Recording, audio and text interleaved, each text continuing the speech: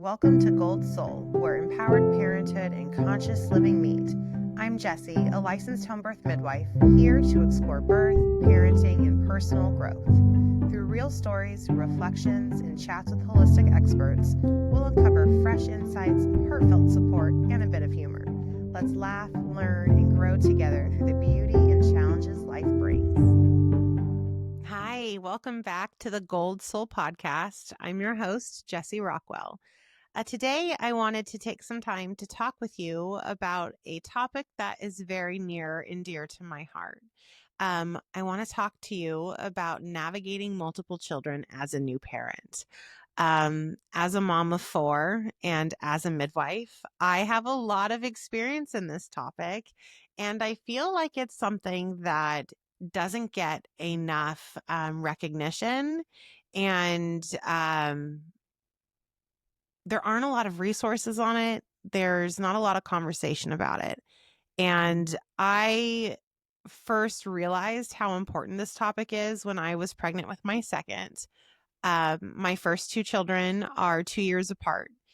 And when I was pregnant with my second, I had experienced a lot of sadness during the pregnancy. And it was because I felt like I was robbing my daughter of that one-on-one time. And pregnancy is a time where, everyone's usually really excited and elated and joyous. And while I felt those things, it also felt like, oh my goodness, like our relationship's going to forever change. And am I taking something away from her?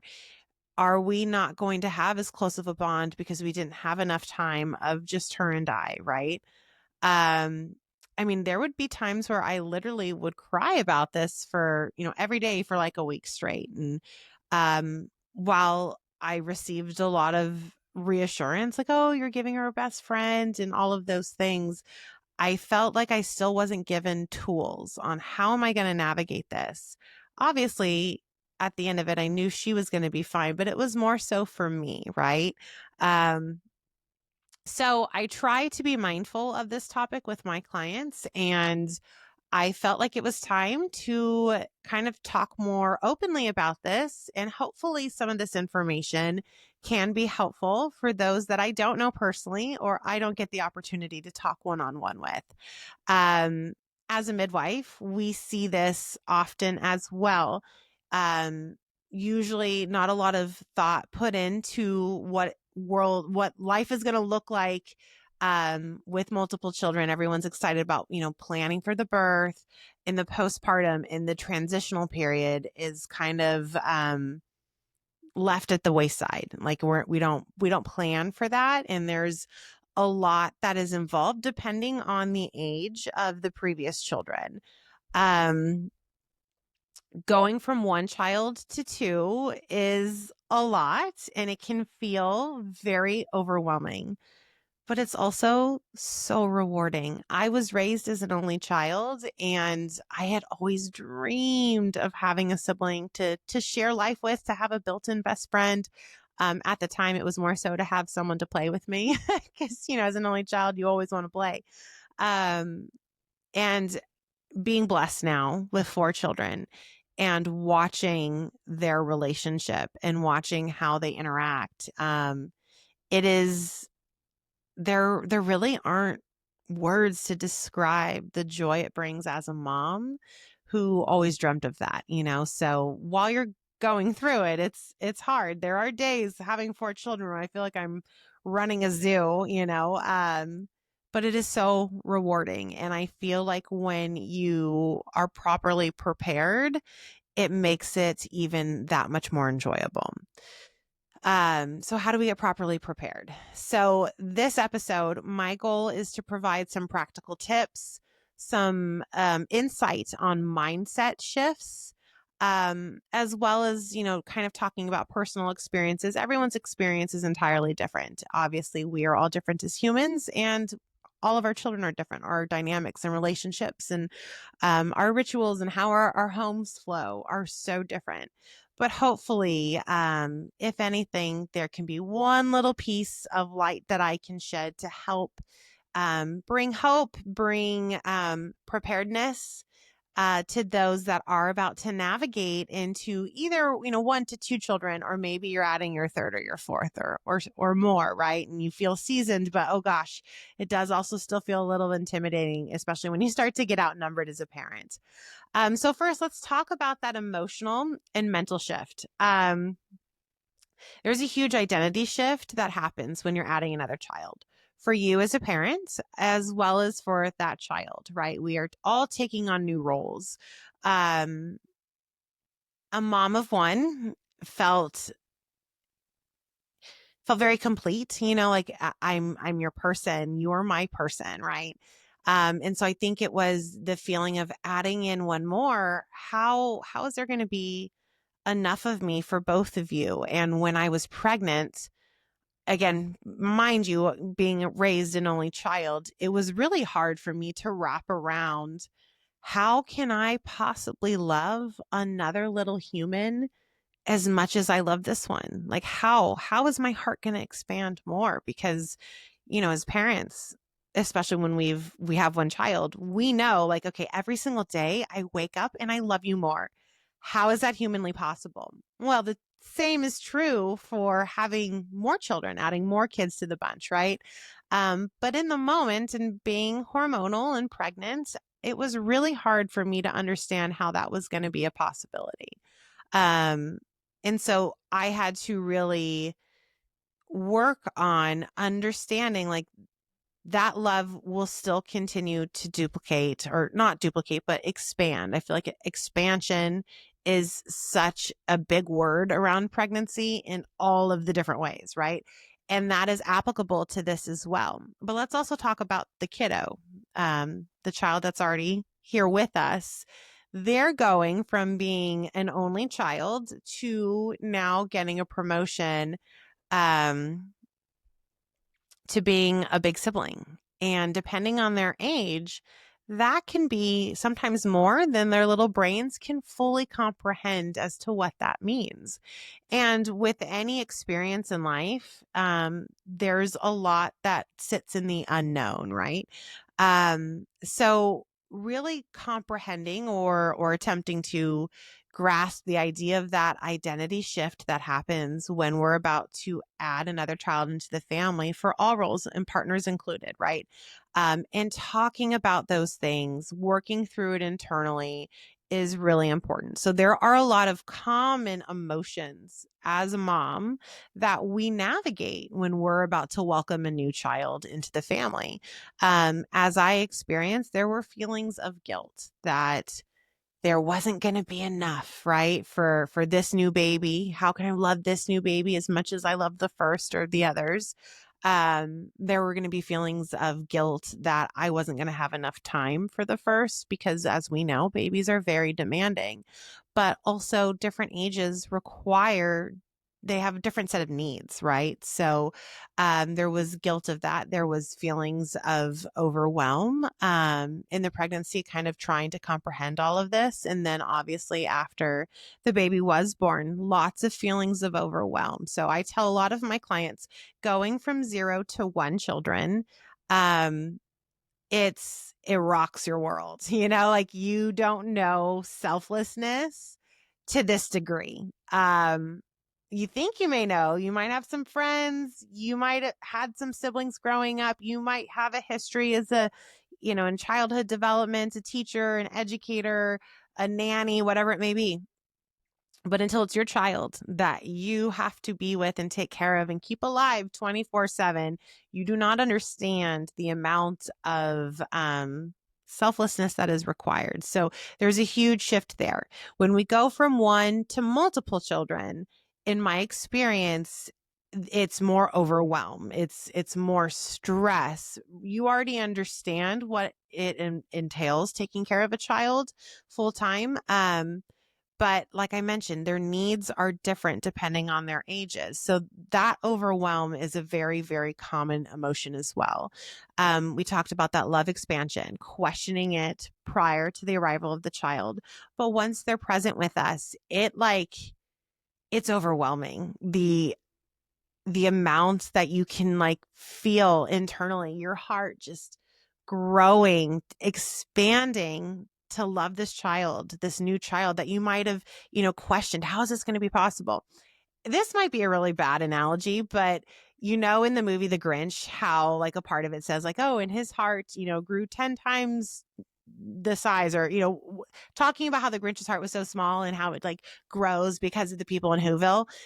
I felt that expansion in my heart. Like the second I would look at baby number 2 and baby number 3 and number 4, like how is this humanly possible to continue having so many kids and to feel just this overwhelming sense of love expansion that absolutely overshadows the feeling of overwhelm and stress. And then also, as I talked about, the fear of not having enough time, the fear that I'm not going to be enough for them. And I think that that is an emotion that we feel often as parents, as moms. So understanding that you're going to navigate a lot of different emotions, and these are common and these are normal, and you're not alone. And that is totally okay to feel those feelings. Let yourself feel those feelings. So there's also this myth and this cultural pressure, I feel, in our society that you got to balance it all.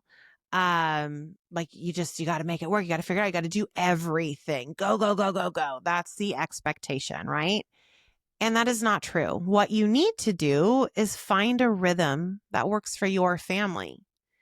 What works for your family is not going to work for mine, and vice versa. So if you're watching your friend Susie over on Instagram and you're like, damn, girl, how are you doing all this? First off, we know that social media, friends, remember, it's a snapshot of reality. And it's like, it's a highlight. It's the best moments, right? Rarely are we vulnerable enough to show the hard stuff. So don't compare. No comparing. Please listen. Don't compare. Don't compare. Find your rhythm. What works for your family? Really start to craft that in pregnancy. So, as you've heard me talk about the importance of a postpartum plan, this is a part of it. Okay. What is the rhythm that's going to work for your family? And guess what? You have a household of multiple people. Things change. Be open to the flexibility and the necessity to sometimes having to readjust that rhythm. Be flexible. That is so, so important. What's also super important, you've heard me say this too, give yourself grace. Please have so much grace with yourself as you're navigating this, as well as your kiddos. With the feeling of overwhelm and the feeling of being stressed and tired, we tend to get hard on everyone, ourselves, our kid, the dog, the neighbor, whoever it is. Have grace. Take a moment to collect yourself. Take a deep breath. And remember that every child is different and every transition is unique.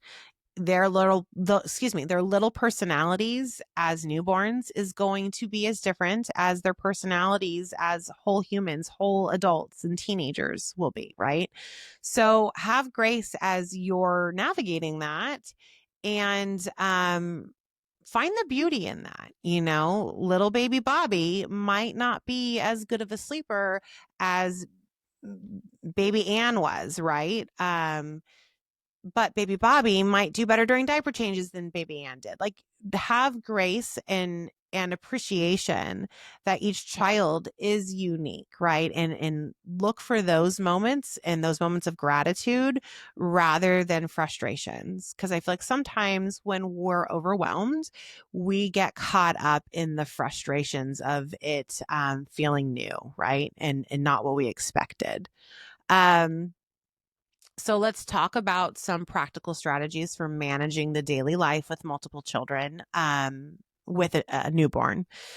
So it's important that everyone's needs are recognized and acknowledged, and we're trying to meet them. Everyone has needs. We know this, but not all needs are urgent. They're all important and they're all valid. but not all of the needs are urgent. And so sometimes we do have to prioritize who needs you most in this moment. And that is really hard as a mom when you've got a 2-year-old having big 2-year-old emotions, but you have a 1-month old who needs to be fed right now. So having that prioritization of like, okay, whose needs need to be met right now? How can I meet these needs right now and move on to the next? That's going to help you. What's also going to help you is, and there are so many tips and tricks out there online, for how to manage that moment, right? When it feels like everyone needs me right now, I'm going to explode or I'm going to freeze. I'm going to completely lock up and cry and no one's needs are going to be met. So preparing for those moments, find, the tips and tricks you're going to try to, manage those moments, meeting the most important immediate needs. I should say the more urgent needs first and working down the list. And guess what, Mom? Your needs are a part of that too. So please don't forget to meet your needs. And we're going to talk more about that as well. And a huge, huge thing that helps in these moments is the power of baby wearing. If you have not baby worn before, and people might be like, what does that mean? I feel like most people know what baby wearing is nowadays, but it's those carriers, the baby carriers. You lock that baby in and they come in different shapes and sizes. There are wraps and there are ring slings and there are soft structure carriers. There are so many out there. But the art of baby wearing and being able to then free up both of your hands so your newborn their needs are usually met quite simply with baby wearing. You can work yourself up to being able to nurse effectively in a carrier. They like contact naps. They feel really safe, napping right there. And now you can tend to those toddlers' needs as well. So, figure out a carrier that works for you. Sometimes there's places locally that rent them. You might be able to find a Facebook group too that someone's giving one away for free or super cheap.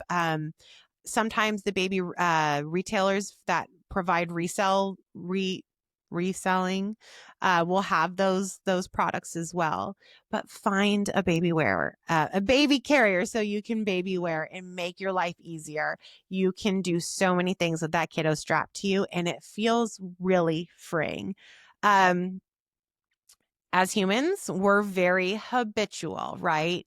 We, even little tiny babies, we seek habit, we seek schedule, structure, excuse me. So it's important to find your routine and your system.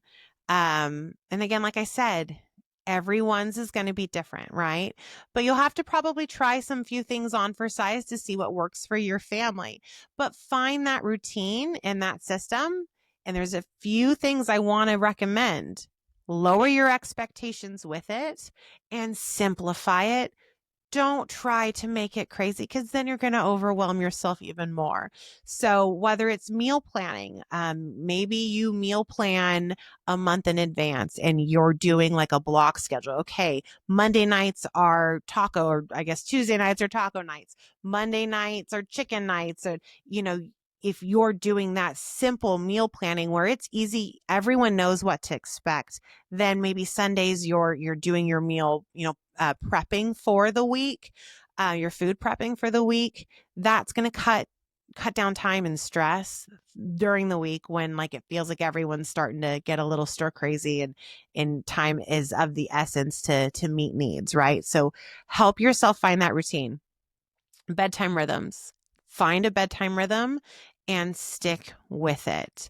Because bedtimes are notoriously hard with multiple children if you're trying to do everyone at the same time. And obviously with newborns, they're a little bit more unpredictable. But usually with the older children, you should have an established routine set in place to help, again, simplify your life. So that's one of those moments where we're prioritizing whose needs, right? So we're going to prioritize the toddler or the older children's needs. This is our structure. This is our routine. And then you can even create a routine for the newborn or the baby, right? So bedtime rhythms is really important, and a good morning flow. Stay in that good morning flow. The more that we can create those rhythms, those routines, those habits, the easier it will make life with multiple children. And same thing goes with like the breakfast routine and the lunch routine. Don't be afraid of a rhythm. You don't need to have some crazy, amazing new meal every day. Stick to simple. And what's the KISS analogy? Keep it simple, stupid. It honestly is such a game changer and a lifesaver for bigger families. Um, The other thing that can be really helpful too is finding ways to involve your other children, your older children, in care tasks, whether it's caring for the baby. So, oh, hey, Mary, can you go grab me a few diapers for the baby? And having like a step stool if they need, or giving them responsibility. They love it. They are going to feel involved. They're going to feel a sense of independence and responsibility because guess what? They're watching you all the time. They see what you're doing, and usually they want to mimic, they want to be like you. So giving them some of that responsibility is going to help involve them, which is going to help ease that transition, again, depending on their age, right? With my older kids now, so my kids are 12, 10, 4, and 2. My two oldest kids are so hands-on because this is something we implemented very early on in the game, where they will literally help me bathe the littles, put them into bed, get them to sleep. Sometimes they'll even help feed them. It is amazing how involved they are, and they've wanted to be since day one. And in the beginning it was hard because you're like, no, no, no, I got this, because we don't almost trust them.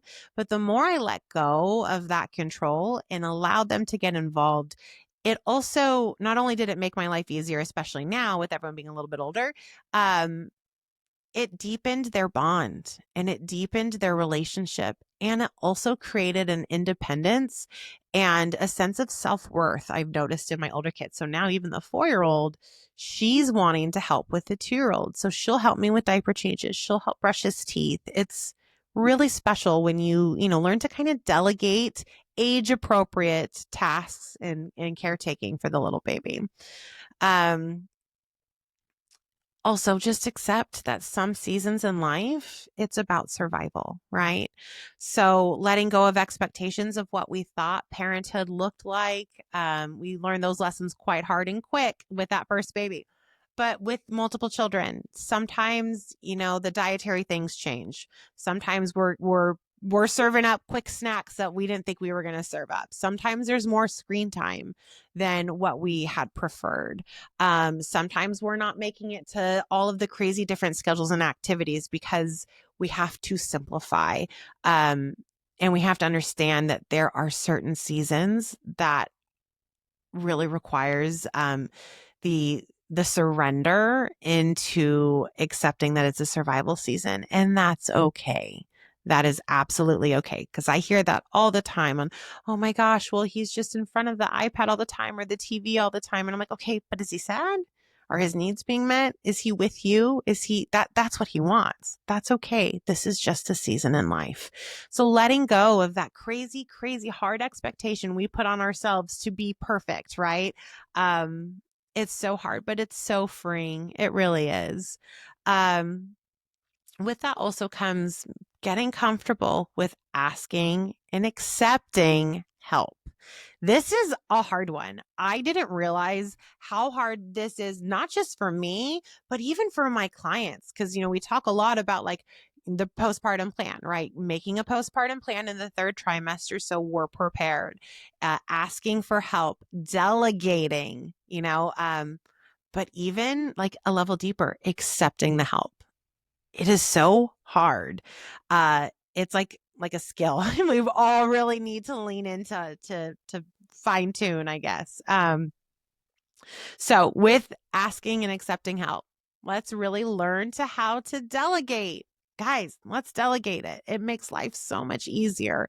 So whether it's your partner, have your partner get involved. And again, with creating that rhythm, like let's find that rhythm. Like, okay, so partner, you do this when you're home, or this is your task while I'm, nursing or bottle feeding the baby. That's the time that you're going to take out the older children to go play in the backyard or in the front yard. So delegating and creating that rhythm, family members, your community, your congregation, whoever your support system is, leaning into delegation with those that want to help you.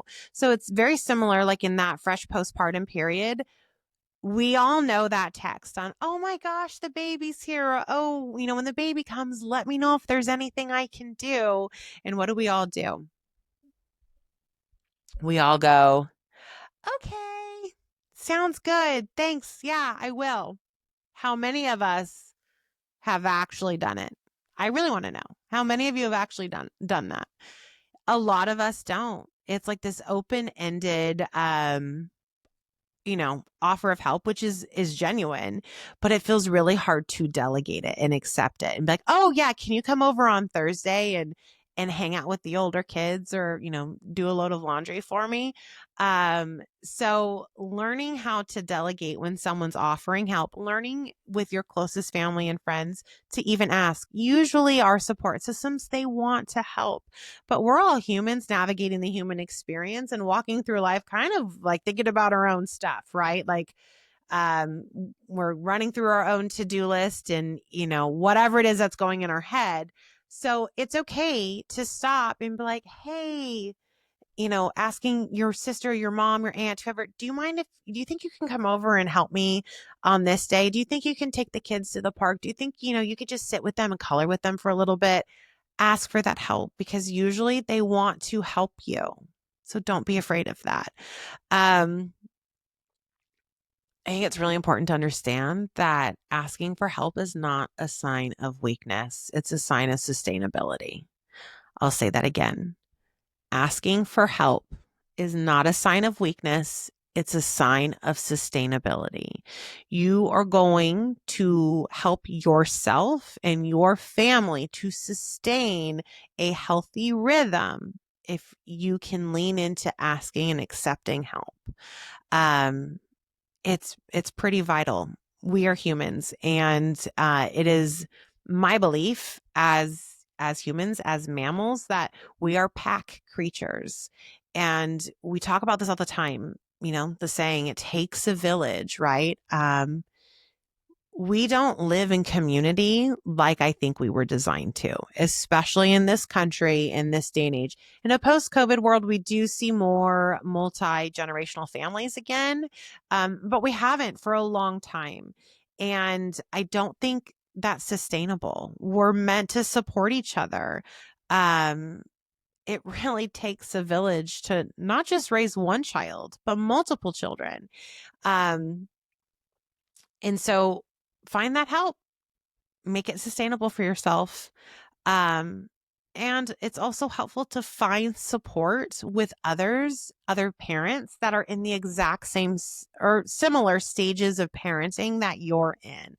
Even if it's online, even if it's in a Facebook group, if it's an Instagram friend. I have a couple Instagram friends that live in other states, that I've literally been Instagram friends with for 13 years, that I've never met in person.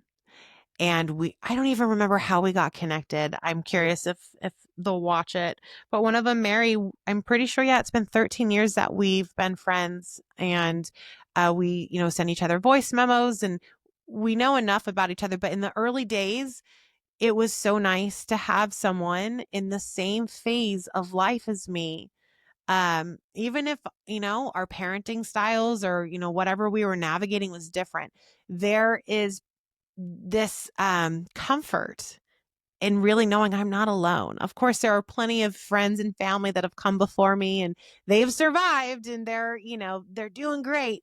But just knowing someone is in the trenches of that phase of parenthood is great. I have a new friend right now who I just love dearly. And even though, it's my fourth kiddo that's the same age as her first, having that community, I mean, it's life-giving. It really is. So truly, whether it's in person, it's through church, or in this friend I met through the gym, or it's online. Find that support of someone going through the same phase as you, because that just makes it a little bit easier. And, you get to bounce things off of each other too when you're in it. So, um, yeah, that's really, really helpful. Okay, so supporting sibling relationships. This can be tricky, especially depending on the age of the older children or child. Um, so it's really important to help those older siblings adjust to the new baby by preparing them before the baby arrives.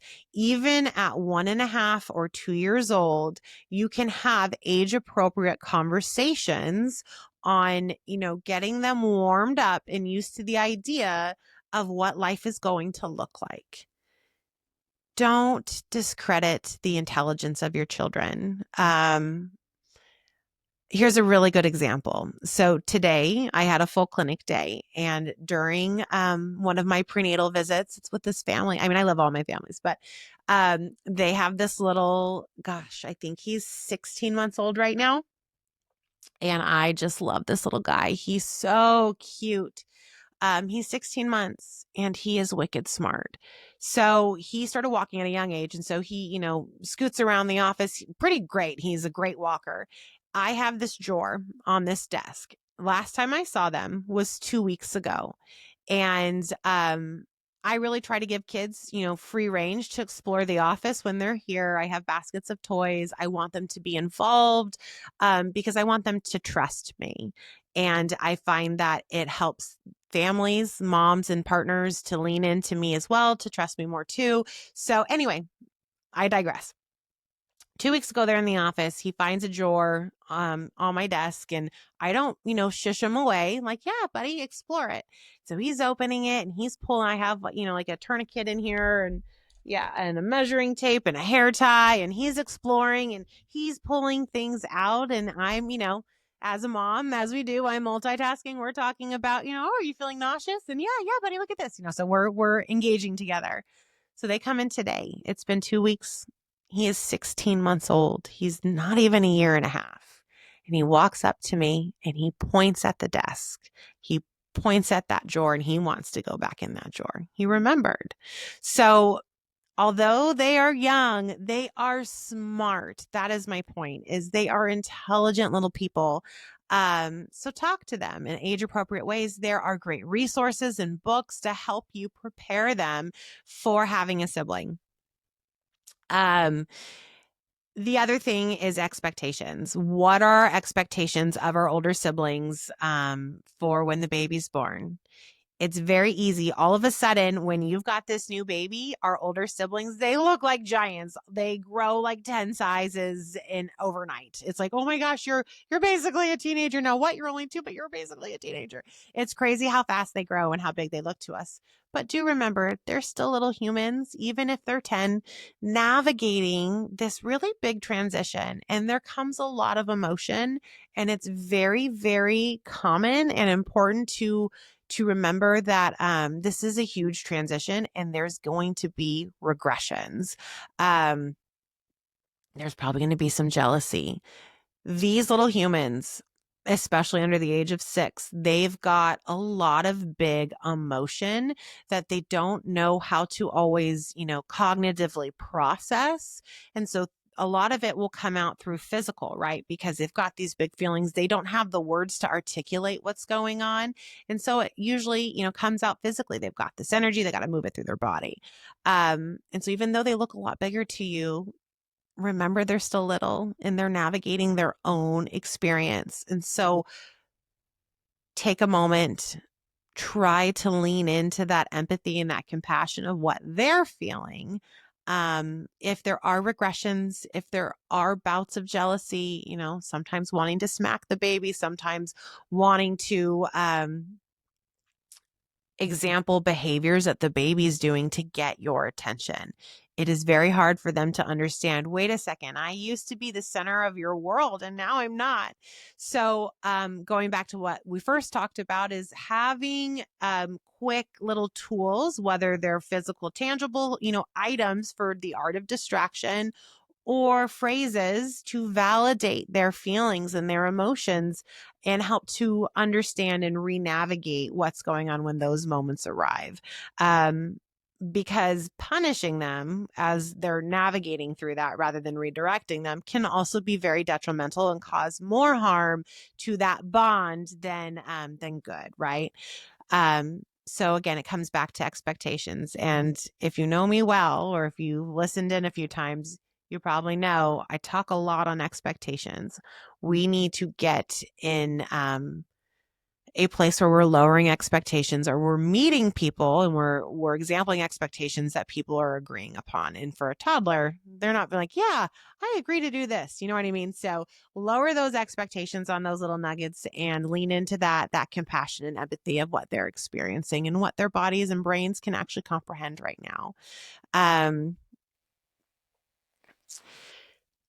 Creating one-on-one time with each kid is really important to strengthen bonds. This is a big one, especially when we have multiple children, because there's only so much time in the day, right? We've got a lot of stuff going on as parents, as moms, as humans. It doesn't have to be a lot, but giving each child their own undivided attention, put the phone down for 5 minutes, look them in the eye and have a conversation with them. So in my home, we try really hard to do one-on-one time, whether it's just going for literally a lap around the block, one-on-one. Little things. This might sound really silly. But my kids, especially my girls, my 3 older, my 10, 12 and 4-year-old, they all take a rotation of who gets to shower with mom. So unfortunately, mom never gets to shower alone, but that's our one-on-one time. And it's a really important thing to them. And that's the rhythm, going back to it, rhythm and ritual that we've created in my home of, okay, we've got this routine and this is our one-on-one time. And it's really cool because we are having conversations that are relevant to just that child, that's not being influenced by a sibling. I'm not distracted by other siblings, and I'm not distracted by a phone, which is hard as a midwife, right? But it's really important. And when they feel the strength, well, how do I want to say it? When they feel that bond is strong between you and them, I feel, in my experience as a mom, it makes it easier for them to understand when, like, if we're engaging in conversation any other time, when we're engaging in conversation any other time, and then all of a sudden what, we call the littles, my 2 or 4-year-old, need me, and it is more urgent. Again, going back to our previous discussion on prioritizing needs, right? They understand, like, oh yeah, mom, go ahead and take care of that because my needs have been met, right? So there's so much power in creating that one-on-one time with each child. And again, it doesn't have to be a lot. I read last night this thing that this therapist I follow posted, and it was basically advice on 3 points in the day to give your child 5 to 10 minutes of undisturbed time that will have a great positive impact on them long term. First thing in the morning when they wake up, first time you're reconnected, whether it's after work or school, whatever, and then right before bed. So you could start there. And if that feels too overwhelming, then start just with one of those. And then the other one is doing everything you can to be extremely mindful of encouraging connection rather than competition between siblings. So sometimes when we've got multiple kids, it's very easy for the things that we say when we're feeling stressed and overwhelmed to create competition rather than connection. So instead of, I need to do this with your brother right now, that's why your needs can't be met, right? Like, just rephrase that. Oh, hey, why don't you play with this right now? Because I'm going to go take care of this. So again, redirection and just how we're phrasing things, and do whatever you can to encourage that connection rather than competition. So again, it can also look like involving them. Like, hey, you hear your brother crying right now? Why don't you help me? What do you think is going to help calm him? So encouraging that connection is so important, because we don't want them to feel like they're lesser than and that their needs aren't as important, especially when they can't comprehend that we're needing to prioritize, right? So it's all about how we phrase it and being, having age appropriate conversations with them in those moments. Okay, so this probably sounds overwhelming and it sounds like a lot. You're like, oh my gosh, Jessie, okay, this is way more than I thought I had to do and manage, but you can, and it's baby steps. But the other thing, and perhaps the most important that I want you to focus on and you to remember, is taking care of yourself. I know it's cliche and it's cheesy, but girlfriend, boyfriend, whoever you are, friend, you cannot pour from an empty cup. It's really true. So you have to make sure you're incorporating self-care and avoiding burnout. This is one of the things that I really encourage my clients, and I really like it when partners are in on, some of those early postpartum visits, when mom's starting to, incorporate herself back into the real world, so to speak. She's kind of left her postpartum bubble. She's finding her footing back in the world. Um, I don't care if it's 10 minutes where you're just in the car eating a special treat or a coffee and listening to your favorite podcast or song. That's fine, but you need to do it. You need to find what is it that you are going to do, preferably once a day. But even if we're starting slow at once a week, to have as just you, not as partner, not as mom, just you. You need to care and love on yourself. You absolutely can, because I promise you, if you don't, you're really going to struggle. I need you to also know that it's not selfish. It's self-love, and you're worth that. You matter. You need to do that. You are the pillar. You are the foundation for your family. So you need to make sure that you are strong and taken care of and your needs are met, and you have a little time to yourself in order to recoup and refuel and tackle the day. But no, for real, you need to take care of yourself. It's not selfish. I promise. Okay. Okay. You can hit me up and say, Jessie, I don't feel like I can do it. I feel so bad. I'm asking my partner to be with the kids. I'm like, okay, but you're with them all day. You can do it 10 minutes. It's worth it. So again, it can be sitting in your car for 10 minutes. It can be going for a walk by yourself. It can be taking a bath. It can be just creating a little bit of a corner in your home and waking up before everyone else does for 10 minutes to get some movement in, and, to have a little gratitude practice, journaling practice, devotional practice, breathing. And accompany it with something that makes you feel good. So whether it's a special drink, like I said, or focusing on your hydration with a special little electrolyte, or lemon tea in the morning, find those doable self-care moments. It does not have to be big and how do I say the word? We know that Jessie likes to butcher her words. Grandier. Did I say it right? Let me know if I said that right. It doesn't have to be big. It doesn't have to be a spa day and a mani-pedi when you've got 3 kids at home. You know what I mean? Like, find the doable moments, because guess what's going to happen? Going back again, talking about sustainability. If it is a small doable moment, it is going to become sustainable. It is going to become a rhythm. It is going to become that habit you create. Because again, what are humans? We're habitual creatures. So let's make it manageable and doable. And I want to see you do it. You also, again, need that support system, and don't isolate yourself. I know the overwhelm that comes with having a busy home and lots of sweet little babies that are the greatest blessing, but it is a lot, and you're not alone. So please don't self-isolate.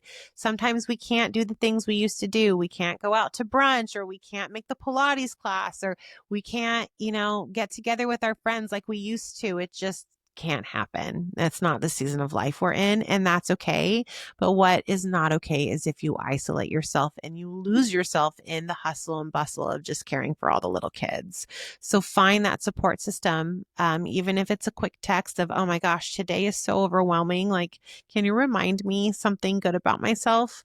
So there's this app. If you don't know it yet, you're welcome. It's called Marco Polo. This is not sponsored, although it probably should be. And I also hope I don't get in trouble for talking about this, but it's my favorite app in the world. It's phenomenal. It has preserved my closest friendships. So it's a video walkie-talkie app. And I really think every mom needs to have this app because it's great. I can send a video message. It's kind of weird because like right now I'm like talking to myself. I think Marco Polo has like groomed me for this though. So you're kind of like talking to yourself like, oh, this is kind of weird. But you just ramble and it's like the stream of consciousness and you're just talking. And then the receiver can either watch live and you'll know that they're watching live, or it just, it's a recording so they can watch it whenever.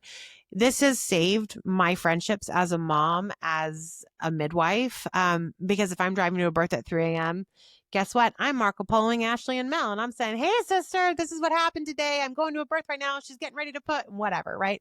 But it allows us to have communication and conversation, even when it's not convenient to FaceTime and do it in real time, right? So get that app. Get your girlfriends, your friends, your closest circle and support systems on that app so you're staying connected. Because as we know as moms, what happens all the time? We'll send voice memos or texts and then we forget to reply, and you lose touch that way. And that's when isolation starts. So don't allow yourself to fall down that rabbit hole. Have that connection. Even if you don't get to see them in person all the time, have that connection and that support. And as I said as well, let go of unrealistic expectations of perfection. Don't compare yourself on Instagram, on TikTok, on whatever social media app or whatever it is. And find that rhythm. Lower your expectations on yourself, on your children, on your partner. Focus on what works for your family and being present. And again, I just want you to remember you're enough and you're doing hard, amazing work. And your love, it's so expansive. And this is hard, but it is amazing. It is so rewarding.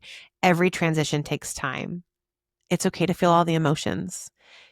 We talk about this all the time. Two things can be true and right at the same time, right? So it can be equally hard and equally rewarding.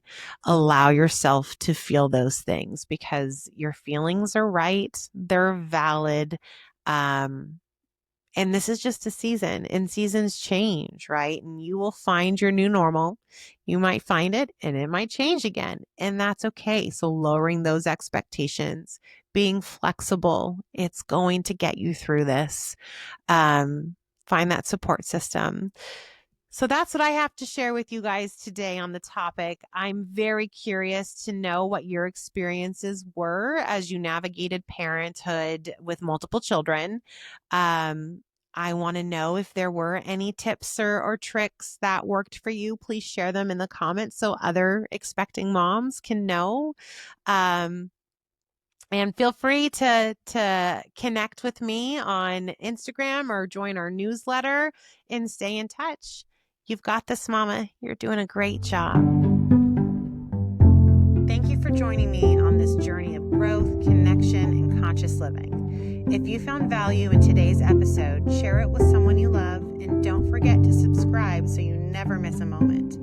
Follow me on Instagram at Gold Soul Midwifery and sign up for the newsletter to stay connected and in the loop. Until next time, stay grounded, keep growing, and remember, your gold soul shines brightest through the beautiful and messy moments of life.